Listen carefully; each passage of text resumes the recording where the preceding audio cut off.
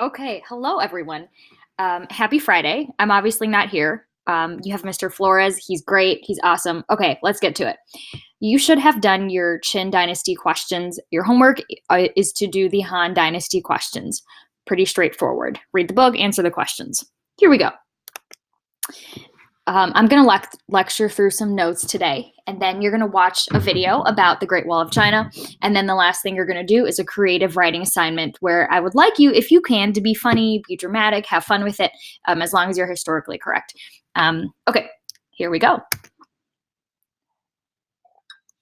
So I want to pick up where we last left off in China, where we knew the Zhou dynasty was declining and the leader was losing power. And so there was a lot of territorial fighting because many groups within China wanted to gain power. So as you know from last unit, territorial lords gained power. They began fighting each other.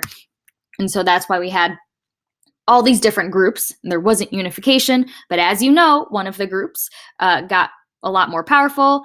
It's the Qing dynasty in the red. So we begin our chapter here with Qing Shi Huangdi. He is this cool looking dude on the right. By the way, he's wearing yellow, and in Chinese history, emperors always wore yellow. If you weren't an emperor, you couldn't wear yellow. So you read about Qing Shi Huangdi. He was an autocratic ruler. Usually at this point in my lecture, I ask students, can you think of any teachers that are autocratic? And that requires you to know what it means to be autocratic. So here's a definition.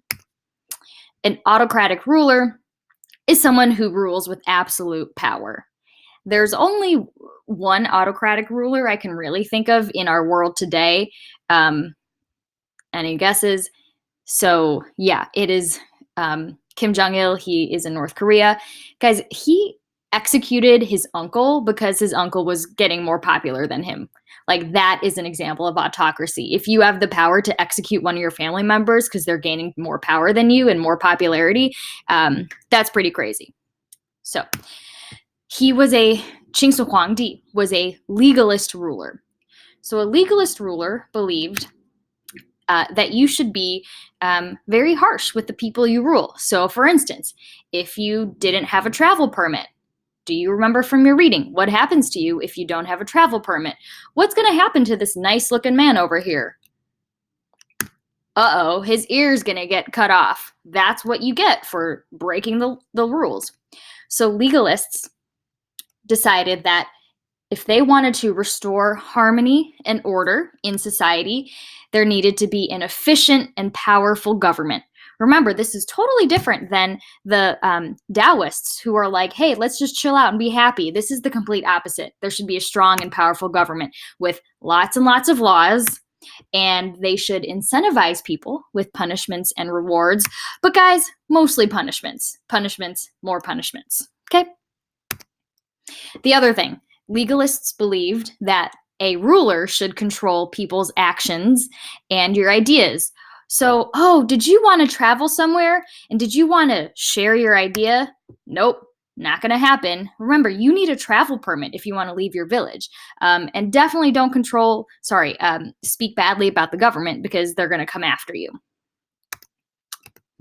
Okay, there's one big thing that Qing Shi Huangdi did to consolidate power, and that was called strengthening the trunk and weakening the branches. Normally, when I teach this, I ask for 5 volunteers. I've already picked my 5 volunteers, which are these people. So I've got Zach as my first volunteer. You guys can just watch. You're not actually doing anything. But usually when I do this, I'd say, Zach, you're going to be our Qing Shi Huangdi. Zach is the king or the emperor in this situation. We have Avital. She's in one corner, and she is a noble. And Avital is causing a lot of trouble in that corner. Uh-oh. In this corner here, we have Nick R., and he's causing a lot of trouble too and being very annoying. Uh-oh. We have a third noble in this other corner, and that's Noah, and he's also making noise and doing weird things and causing a lot of trouble for Zach. And finally, in the last corner, we have Yvette, who again is being a really troublesome, annoying noble. And so Zach, who in this case is Qingsu Huangdi, he has to run all over the place to try to get these nobles to calm down and listen to him. And so Zach says, you know what? It's easier for me to just force these nobles to live in the central Chinese capital so that I don't have to listen to them. I can just keep a close eye on them. So he has them all relocate. So he forcefully has them relocate back to the capital so that he can keep a close eye on them and they're not annoying anymore. So usually when I teach this, I would have the 4 nobles on the corners of the room, like try to be annoying and make noise. I don't know if I got that across to you guys, but see, look, Zach can now keep a closer eye on these annoying nobles. So here's a recap of what this strategy is. Zach, or Qingsu Huangdi, commands the 120,000 nobles to relocate to the capital city. He then takes their land. He then carves it up into 36 districts. And then who's going to rule it? Well, Qing dynasty officials who are loyal to him. And that is how you strengthen your power, right? So it helps him unify China by weakening the power of nobles or by weakening the power of rivals. If you've ever learned about Louis XIV, the Sun King of France, that's exactly what he did when he forced nobles to leave the countryside and spend most of their time living in the Palace of Versailles. If you can get your enemies like close by and keep an eye on them, then you don't have to worry about them causing trouble or stirring up rebellion far away. So, history lessons are great. Let's move on. Whoa. This is something that Qingsu Huangdi did that was not cool. As you can see, there are Confucian books on the bottom left corner being burned. And what do you think is happening to the people in the blue-green robes on the right?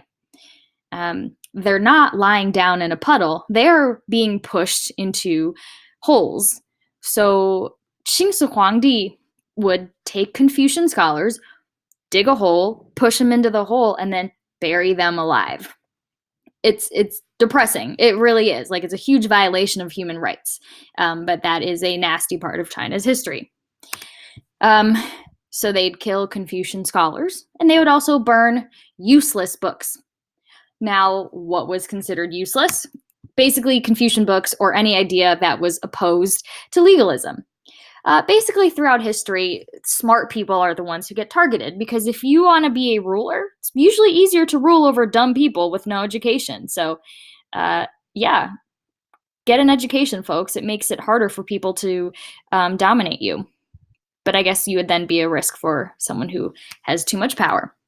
Moving on. How would book burning help him unify China? Well, he basically prevented people from criticizing his government. Qingsu Huangdi prevented people from criticizing his government. The nice thing about America is our government can't do that.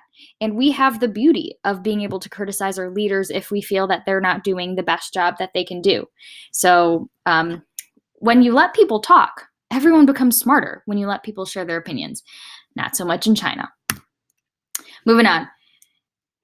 Qingsu Huangdi also underwent a program of centralization, which is illustrated on the left here. Basically, if you look at these two, there's a red dot in both. Which red dot on the left or the right has more power? Obviously, the dot on the left has more power because this red dot has direct control over all the other little dots. Whereas in the decentralized model, there are other people who also have some power. Here's just a quick definition of what centralization is. It is the concentration of control under a single authority. So basically, one person has power. So if you think about our classroom, I have centralized power. On the other hand, if I gave Yvette, Vanessa, Alani, and Ileana, if I gave them leadership roles and they had some say over the rest of you, I would be decentralizing power. But since I'm the only one who really has any power, like all of your classrooms are centralized with power with one teacher. You guys get it. Okay. So some things that Qingsu Huangdi did were building 4,000 miles of highway, which is actually really nice because people travel better when there are roads. He developed a lot of irrigation projects, and in doing so, he created a new merchant class. Merchant is a fancy word for business. So people who could now like buy and sell things because there were more roads and, better water sources. And so these people make money. Here's the thing though, even though they were making a lot of money, they still hated Qing Shi Huangdi because he had to pay a lot of taxes, which no one likes because taxes are money that you give away to the government. So, okay. Here's something cool that he did. He standardized weights. So here's my example to illustrate this. Let's say Grayson weighs 500 pounds. How many chickens is that? Like 50 chickens, 1,000 chickens? I have no idea. How many tree stumps is that? 2 tree stumps? 5 tree stumps? Who knows? Back then, there were no standardized measurements for weights in China. And so it was actually really beneficial that Qing Shi Huangdi said, enough of this how many chickens or how many tree stumps garbage. Let's just set weights or standards for things like weights and height and length. And so when you centralize and force everyone to go under the same standard, you actually end up unifying a group of people. And then a similar thing was done with cart axles. So I've got a picture of a red cart over there, and you can see there's 2 wheels. And so what Qing Shi Huangdi did was he made sure that the distance between those 2 wheels was standardized so that everyone could travel and carry stuff from one place to another throughout China. If you think about it, like we have standardized roads and cars so that when you drive somewhere, anywhere in the US, you don't have to worry about your car not fitting on the road, right? So these are things that we take for granted that a new ruler in China really had to do to unify a group of people. Almost there, guys. So how does centralizing how did this program of centralization help him unify China? Basically, if everyone has unified standards of weights and measurements, and if there are unified roads, if everyone can travel from place to place, it is now easier to do business. And when people do business, they make money, and they're not sad peasants anymore. And theoretically, they'd be happier. But again, these business people had to pay a lot of taxes, which sucks. Last thing, he built the Great Wall of China. He didn't, but a bunch of peasants did.